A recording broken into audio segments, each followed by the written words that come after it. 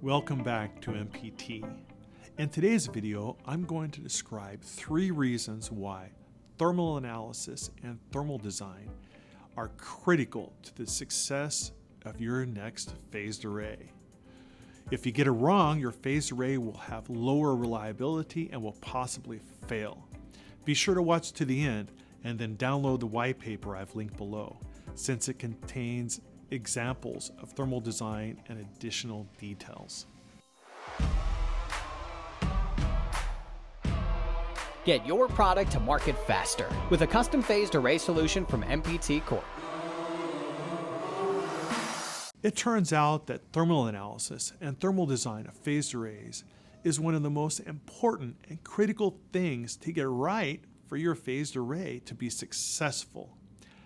As I've mentioned previously, if you don't get your thermal transfer correct, then your phased array will have reduced reliability and has a possibility of failing.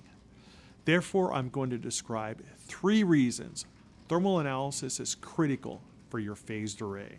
The first reason is heat transfer from high power amplifiers in your TR module.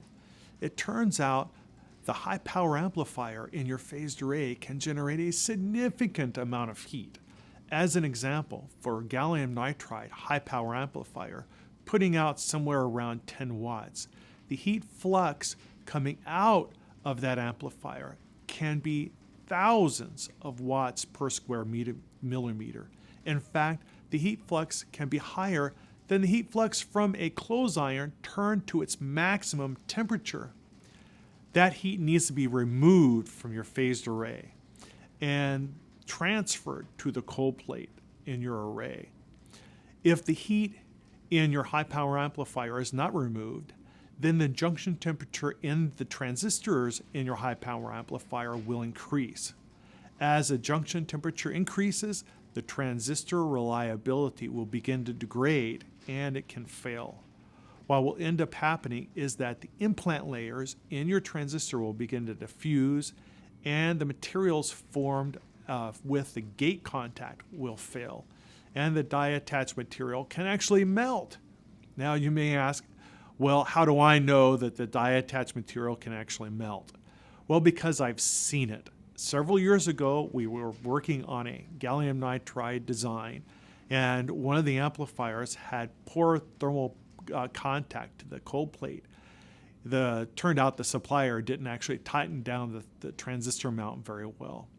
When we examined the failed transistor under the microscope and looked on the side of the gallium nitride device, we saw something that just killed us.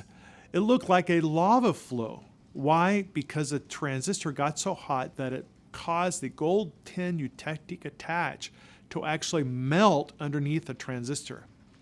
We were all flabbergasted, actually. That's an example of how bad it can get, and obviously that gallium nitride MMIC was finished. The goal of a proper thermal design is not only to avoid melting, but it's to design and keep your junction temperatures of your transistors below their maximum allowed temperature, which is typically dependent upon the transistor material, whether it's gallium nitride, gallium arsenide, LDMOS, or some other type of transistor technology. The typical numbers for maximum junction temperature is somewhere around 125 to 150 degrees centigrade, though some transistors can go higher. And that is really dependent upon the type of material you're using. The second reason that you need to manage heat transfer in your phased array is that even silicon CMOS devices and silicon germanium devices can generate enough heat to lead to failure. It turns out that it's very common to use highly integrated silicon germanium integrated circuits in modern phased arrays. This is especially true for things like communication systems. And also silicon CMOS devices are used. At first glance, some may think, well, these devices don't dissipate much heat compared to a high power amplifier, therefore we don't need to be careful. Well, you're wrong. You've actually got to be careful also with those devices, even though they don't dissipate as much power as a high power amplifier. That's because the heat dissipated out of those transistors can be high enough that if a good thermal path isn't provided, then those devices will fail, and they can actually fail quickly. But of course, the goal is to maintain a junction temperature that allows your silicon germanium or silicon CMOS chip to have a lifetime of 10, 20, 30 years or more. And you may ask, how is that done? Well, it's done by providing a good thermal path from those devices to the cold plate. And how do you do that? Well, you do it through thermal design, proper choice of materials, and a very detailed 3D thermal analysis using techniques such as finite difference, finite element, and other methods for predicting the junction temperature of your device. The third reason that thermal analysis is crucial for your phased array is that it will determine, at least in part, the mechanical structure and physical configuration of your array.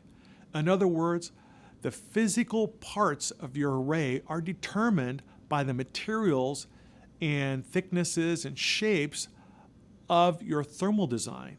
In other words, the methods and materials you use will affect things like the weight of your array, the reliability of your array, the shape of your array, and other physical features. As a result, the impact of your thermal design on your array is significant.